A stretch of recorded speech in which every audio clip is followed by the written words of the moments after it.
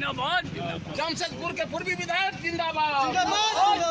बाघमारा से एक बड़ी खबर सामने आ रही है, जहां जमीन कब्जा विवाद को लेकर राजनीति तेज हो गई है। जमशेदपुर पूर्वी के विधायक सरयू राय आज अपने 2 दिवसीय दौरे के दौरान बाघमारा पहुंचे और दरिदा इलाके के उन रैयतों से मुलाकात की जिन्होंने धनबाद के सांसद ढुल्लू महतो पर जबरन जमीन कब्जाने और 4 दीवारी निर्माण कराने का आरोप लगाया है।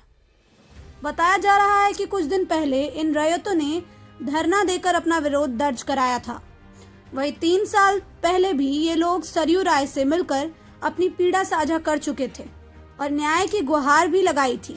इसी कड़ी में आज सरयू राय ने मौके पर पहुंचकर पीड़ितों से बातचीत की और पूरे मामले की जानकारी भी ली। इस दौरान लेडी डूमर गांव के पीड़ित रैयत आशु सिंह समेत कई लोगों ने भी सांसद पर इसी तरह जमीन कब्जाने और 4 दीवारी खड़ी करने का आरोप दोहराया। रैयतों ने कहा कि उनकी जमीन पर जबरन कब्जा कर लिया गया है, जिससे वे काफी परेशान हैं। मुलाकात के बाद सरयू राय ने मीडिया से बातचीत करते हुए बड़ा बयान दिया। देखिए, जो 4 दीवारी खड़ी है और जो रैयत हैं 4 दीवारी के भीतर, उन्होंने आंदोलन किया है, यहाँ से लेकर राजभवन तक किया है। तो किसी ने खड़ा कर दिया, तो एक तो कोई ये बता नहीं रहा है कि किसने खड़ा कर दिया। हमने 3 प्रश्न किया, तीनों में प्रशासन ये नहीं बताया कि किसने खड़ा किया। अब विश्वकर्मा जी तो रात में आके के रात में नहीं खड़ा कर दिए होंगे, तो कौन खड़ा किया? दीवार टूटेगी तो सामने आएगा, अतिक्रमण हटेगा तो सामने आएगा। विधानसभा में मैंने विशेषाधिकार हनन की नोटिस दिया है, तो डीसी के खिलाफ है कि उन्होंने हमारा विशेषाधिकार है कि हम प्रश्न का सही उत्तर प्राप्त करें, कार्रवाई का सही उत्तर प्राप्त करें, आपने दिया नहीं। दूसरा, विधानसभा में कोई गलत उत्तर देता है तो विधानसभा की अवमानना मानी जाती है। अब यही हो सकता है, हाईकोर्ट का जजमेंट मैं आपको भेज दूंगा, मेरे पास कॉपी है उसकी। अभी मैं 10 मिनट में अपने ऑफिस से कहूँगा भेज दे। वो कोई जजमेंट में मामले पर विचार ही नहीं किया। उसने यही कहा है कि सेटल्ड प्रिंसिपल है कि अपील पेंडिंग रहकर आप कोई क्वार्सिव एक्शन नहीं ले सकते। तो ये कोई जजमेंट तो नहीं है। और उसी दिन उसने डिस्पोज ऑफ कर दिया है, केस को निष्पादित कर दिया है। इन्हें आश्वासन का, मैंने कहा इनका मेरे ऊपर उधार है, मैंने इनसे वादा किया है, मैं आपको न्याय दिलाऊंगा। उस वादे पर मैं अडिग हूँ, इनके साथ हूँ। और इससे कौन प्रभावित होता है, कौन प्रभावित नहीं होता है, इससे कोई हम लोगों को मतलब नहीं है।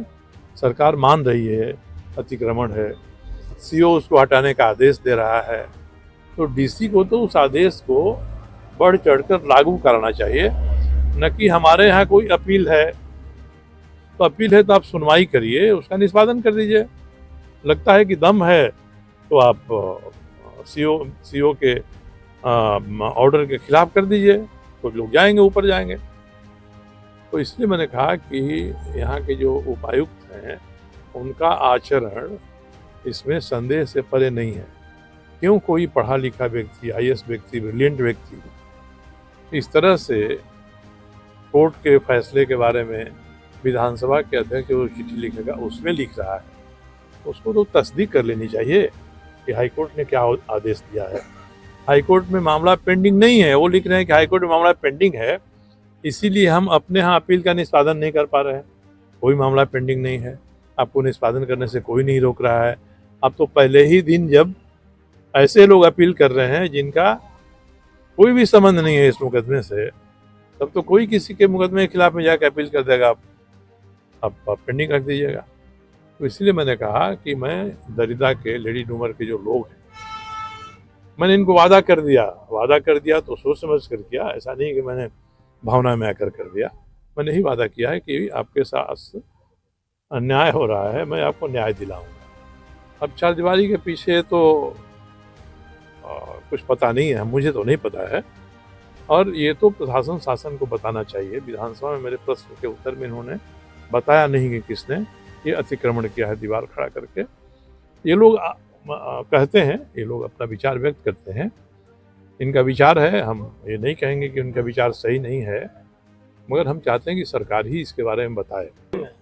टूटने का तो ऑर्डर हो चुका है सीओ के यहाँ से, अब डीसी के यहाँ अपील है, डीसी अपील का निपटारा कर दें, अगले दिन तोड़ने की कार्रवाई शुरू हो जाएगी। पर पहला हम लोगों का दायित्व यही है कि जो हमने वादा किया है लेडी डूमर और दरिदा के लोगों से, वादा पूरा हो जाए। हम लोग यही ईश्वर से भी प्रार्थना करते हैं, और नवरात्र का महीना है, आप लोगों से बात हो रही है, माँ भगवती से भी हम यही प्रार्थना करेंगे